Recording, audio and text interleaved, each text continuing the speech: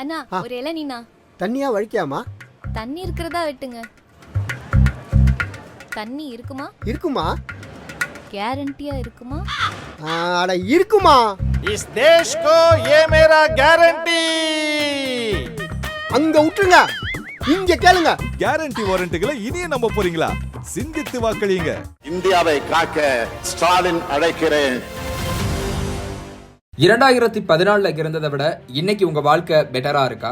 ரவீந்திரநாத் தாகூர் கனவு கண்டது போல உங்க மனசு பயமில்லாம இருக்கா? நாட்டு மக்கள் கிட்ட இந்த 2 கேள்விகளை முன் வச்சுதான் காங்கிரஸ் தன்னோட தேர்தல் அறிக்கையை வெளியிட்டு இருக்கு. இதுல இருக்க டாப் 5 திட்டங்களோட சேர்த்து சில முக்கியமான வாக்குறுதிகளையும் பார்க்கலாம். நாடு முழுக்க சமூக பொருளாதார சாதிவாரி கணக்கெடுப்பு நடத்தப்பட்டு அந்த தரவுகளின் அடிப்படையில அஃபர்மேட்டிவ் ஆக்ஷன் முன்னெடுக்கப்படும். பொருளாதாரத்துல நலிவடைந்தவர்களுக்கான 10% இடஒதுக்கீட்டுல எந்த விதமான வேறுபாடுகளும் இல்லாம மற்ற சாதியினரும் சமூகத்தினரும் சேர்க்கப்படுவார்கள். வேலை வாய்ப்பின்மை அதிகரிச்சிட்டதால மார்ச் 15, 2024 வரைக்கும் வாங்கிய கல்வி கடன்கள் வட்டியோட சேர்த்து தள்ளுபடி செய்யப்படும். அதற்காக வங்கிகளுக்கு அரசே நிவாரணம் அளிக்கும். மகாலட்சுமி திட்டத்தின் கீழ் ஏழை குடும்பங்களுக்கு ஆண்டுக்கு 1 லட்சம் ரூபாய் வழங்கப்படும். இது குடும்பத்தோட மூத்த பெண்ணின் வங்கி கணக்குக்கு நேரடியாக அனுப்பப்படும்.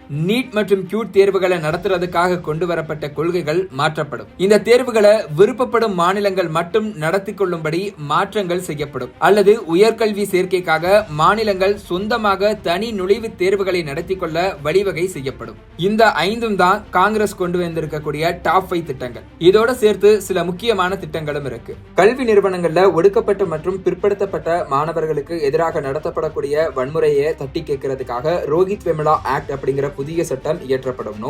தன்பாலின ஈர்ப்பாளர்களுடைய திருமணத்தை அங்கீகரிக்க புதிய சட்டம் இயற்றப்படும்.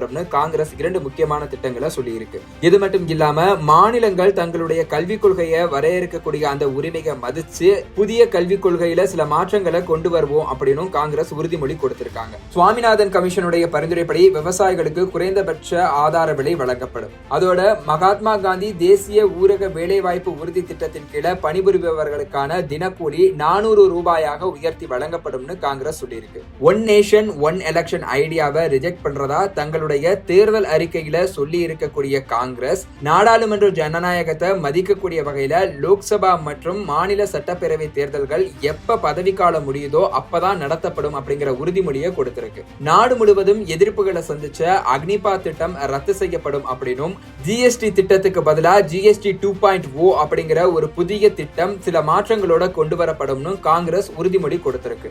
ஜம்மு காஷ்மீருக்கு மறுபடியும் மாநில அந்தஸ்து வழங்கப்படும் அப்படின்னும் இது மட்டும் இல்லாம பிப்ரவரி 20, 2014 அன்னைக்கு சொன்னபடி ஆந்திராவுக்கு சிறப்பு அந்தஸ்தும் புதுச்சேரிக்கு முழு மாநில அந்தஸ்தும் கொடுக்கப்படும் அப்படின்னு காங்கிரஸ் உறுதிமொழி கொடுத்திருக்கு. சட்டத்தை ஆயுதமா பயன்படுத்தி ரைடு விடுறது, பறிமுதல் பண்றது, சொத்துக்களை முடக்கிறது, நீண்ட காலத்துக்கு விசாரணை கைதியா வச்சிருக்கிறது, விசாரணையிலேயே கைதிகள் உயிரிழக்கிறது, இது மட்டும் இல்லாம குற்றம் சாட்டப்பட்டவருடைய வீடுகளை புல்டோசர் விட்டு இடிக்கிறது அப்படிங்கிற செயல்கள் எல்லாமே தடுத்து நிறுத்தப்படும் அப்படின்னும் கால வரை இல்லாம இன்டர்நெட்டை முடக்கி வைக்கிறதும் நிறுத்தப்படும் அப்படின்னு காங்கிரஸ் சொல்லியிருக்காங்க. இதோட சேர்த்து தேர்தல் பத்திர ஊழல், பொதுத்துறை நிறுவனங்களை விற்பனை செய்தது, PM கேர்ஸ் ஊழல் அப்படின்னு பல விஷயங்கள் பத்தி காங்கிரஸ் ஆட்சி அமைந்ததும் விசாரணை நடத்தப்பட்டு நடவடிக்கை எடுக்கப்படும் அப்படின்னு காங்கிரஸ் உறுதிமொழி கொடுத்திருக்காங்க.